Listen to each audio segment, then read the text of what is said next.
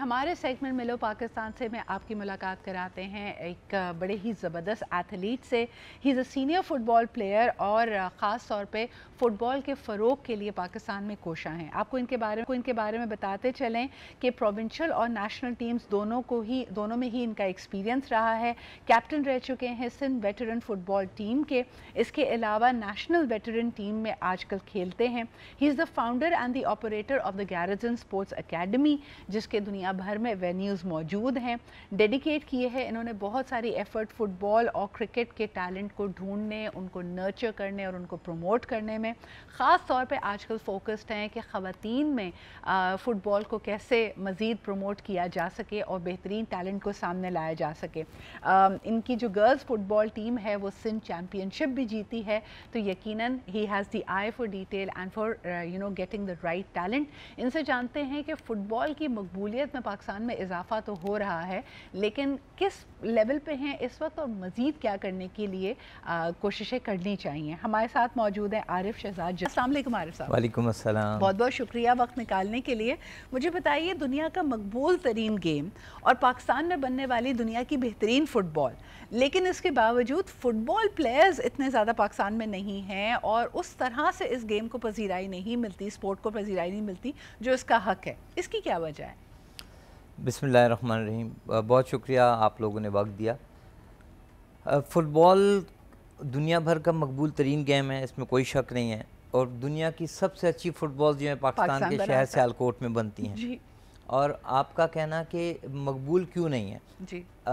अगर आप national level पे चले जाएं, कौमी सतह पे जिसको कहते हैं, वहाँ पे मकबूल नहीं है। लेकिन अगर आजकल आप यंग जनरेशन में देखें तो फुटबॉल से ज़्यादा कोई मकबूल गेम नहीं है इस वक्त। आप जिस बच्चे को देख लें कि वो आजकल कहता है मैसी रोनाल्डो, हर घर में ही आजकल फ़ुटबॉल बहुत ज़्यादा है। हमारा सबसे बड़ा अलमिया ये है कि नेशनल लेवल पे जो हर गेम में ही सियासत है, फ़ुटबॉल में भी बहुत सियासत है।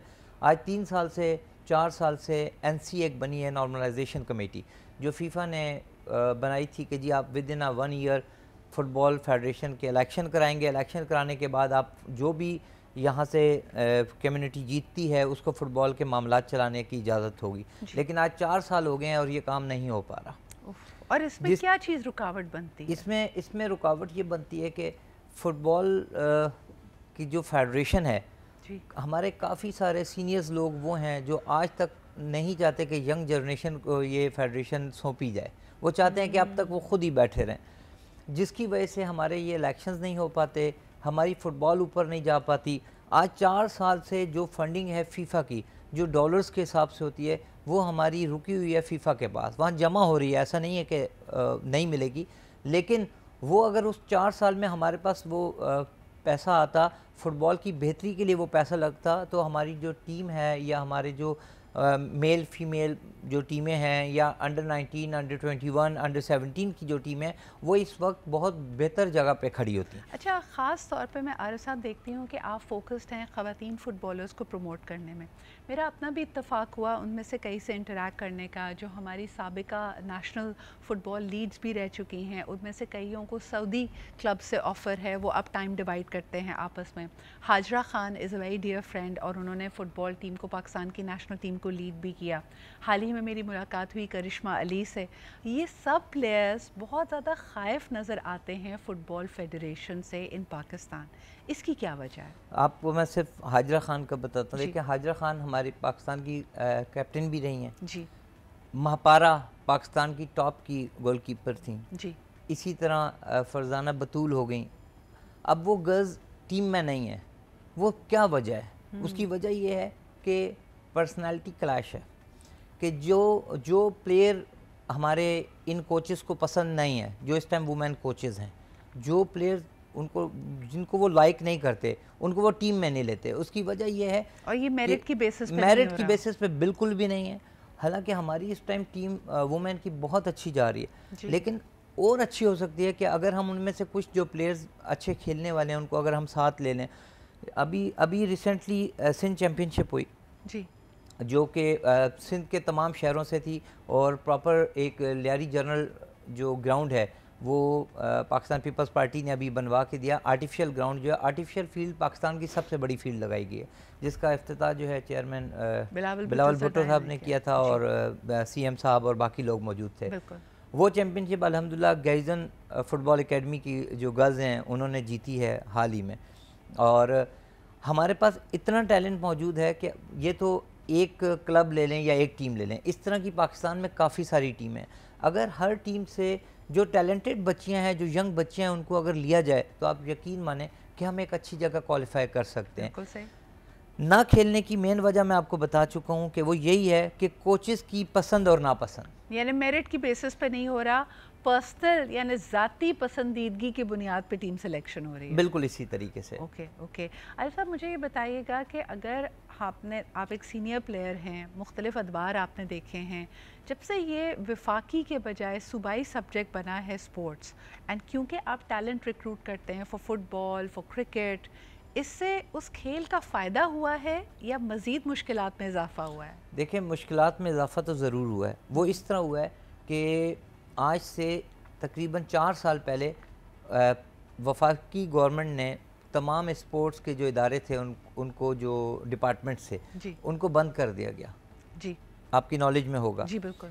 और वो जो डिपार्टमेंट बंद हुए उससे हमें और हमारी जो फुटबॉल, क्रिकेट, तमाम कोई भी एथलेटिक्स, कोई भी इवेंट ले लें, उसमें कितना फ़र्क पड़ा कि जब आपके पास इदारों के प्लेयर ही नहीं होंगे तो आप नेशनल सतह पे किस तरीके से पार्टिसिपेट करेंगे। क्योंकि ग्रास रूट लेवल होता है कि आदमी स्कूल से, हम जिस टाइम खेलते थे स्कूल के बाद कॉलेज, यूनिवर्सिटी, उसके बाद किसी डिपार्टमेंट में जाते थे, फिर नेशनल सतह पे आपको बहुत सारे जो एथलीट मिलते थे हर गेम के लिए। अब जब आपके पास बेसिक चीज़ ही आपने बंद कर दी, आपने उनकी वो कहते हैं कि माशी जो ज़रूरत थी उसको ही ख़त्म कर दिया, तो बच्चा मेहनत क्यों करेगा? जब उसको एक डिपार्ट नहीं मिलेगा, उसको स्पोर्ट्स पे नौकरी नहीं मिलेगी, तो उसके पेरेंट्स या वो ख़ुद क्यों उस पर फोकस करेंगे? और जो इंटरनेशनल चैम्पियनशिप्स भी हैं, शायद उनके लिए सूबाई हुकूमतों से तो नहीं आप रब्ता कायम करके प्लेयर को बुला सकते। एक विफाकी तौर पे एक ओवर आर्चिंग आपके पास कमिटीज़, कोऑर्डिनेशन होनी चाहिए।